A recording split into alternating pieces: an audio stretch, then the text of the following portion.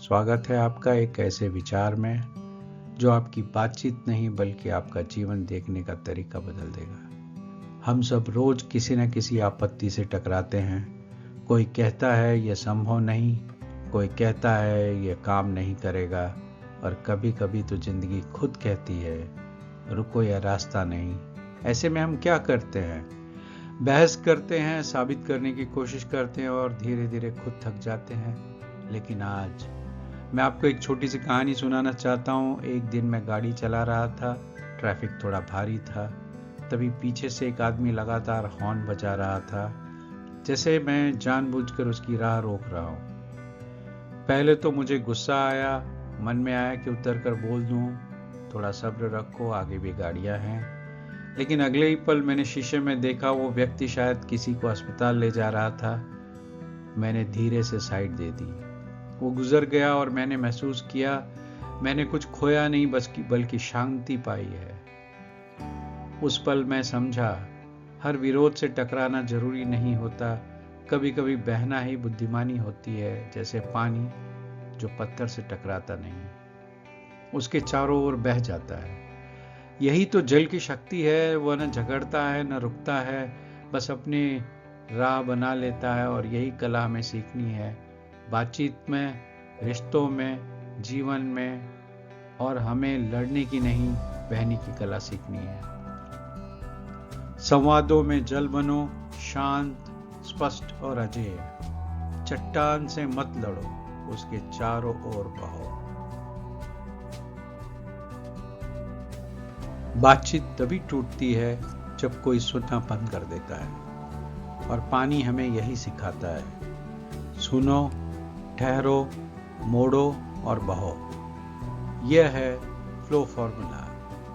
हर आपत्ति, हर विवाद, हर ना को समझने और संभालने का जल मार्ग। एक कहानी है दो भिक्षु और एक स्त्री की।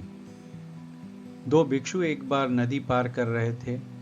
किनारे पर एक स्त्री खड़ी थी, वह नदी नहीं पार कर पा रहे थे। पहले भिक्षु ने उसे बिना कुछ सोचे उठाया और दूसरी तरफ छोड़ दिया। दोनों आगे बढ़े। कुछ घंटों बाद दूसरा भिक्षु बोला, हम भिक्षु हैं, स्त्रियों को छूना वर्जित है, तुमने ऐसा क्यों किया? पहला भिक्षु मुस्कुराया और बोला, मैंने तो उसे नदी के उस पार छोड़ दिया, पर तुम अभी तक उसको मन में उठाए हुए हो। यह है फ्लो फॉर्मूला की ताकत। सुनो, ठहरो, मोड़ो और बहो। पहला भिक्षु सुनता है स्थिति को, ठहरता है बिना प्रतिक्रिया दिए, मोड़ता है सोच को व्यवहारिक दिशा में, और फिर बहता है आगे बिना किसी बोझ के। जब कोई कहे तुम गलत हो, तुरंत जवाब मत दो। पहले सुनो, क्या वो सच में विरोध कर रहा है या फिर खुद को सुना रहा है? फिर ठहरो। कुछ सेकंड का मौन बहुत कुछ बदल देता है। अब मोड़ो। अपने जवाब को तर्क से नहीं, संवेदना से दिशा दो। और अंत में बहो, यानी बातचीत को आगे बढ़ाओ, मत रोको। यही चार शब्द हैं जो रिश्ते, हर चर्चा, हर संघर्ष को सुंदर बना सकते हैं। सुनना सिर्फ कानों से नहीं होता, यह मन को शांत रखकर जल की तरह बहने की कला है।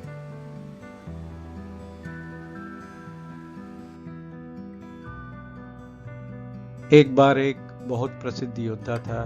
लोग कहते थे कि उसकी तलवार से कोई नहीं बचता, लेकिन जितनी बड़ी उसकी ताकत थी, उतना ही बड़ा अहंकार भी। एक दिन उसने सुना एक संत जंगल में रहते हैं जो हर अपमान पर भी मुस्कुराते हैं। योद्धा ने सोचा, देखता हूं कितना शांत है यह संत। वह संत के पास गया और जोर से चिल्लाया, अरे बूढ़े, क्या तू जानता है मैं कौन हूं?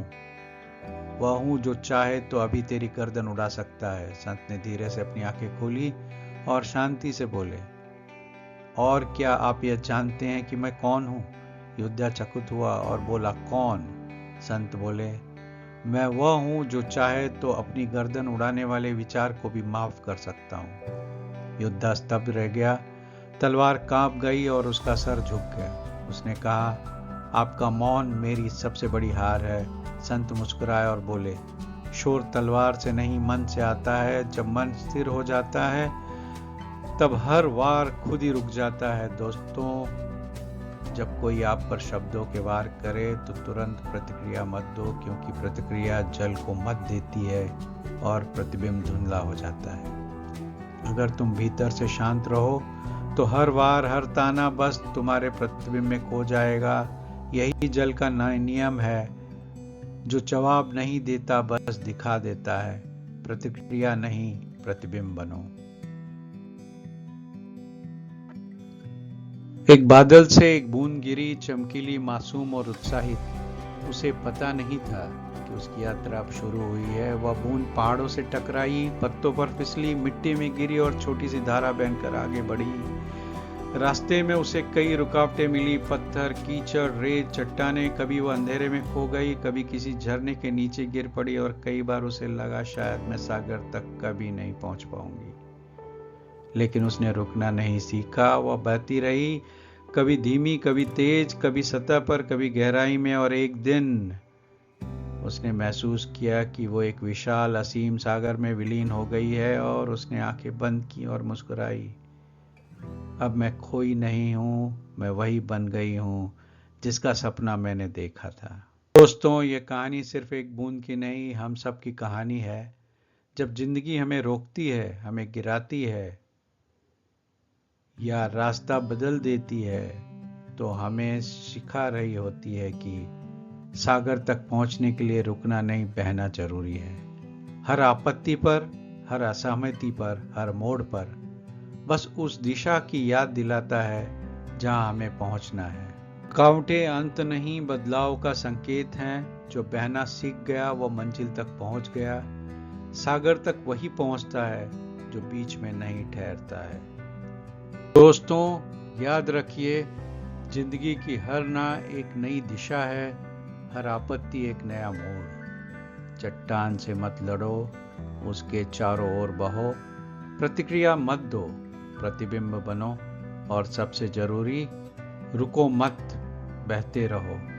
क्योंकि जब तुम जल की तरह बहना सीख लेते हो तो अंत में तुम सागर बन जाते हो। संवादों में जल बनो, शांत, स्पष्ट और अजेय। Thanks for watching. Like, share and subscribe for more journey within. Thank you very much.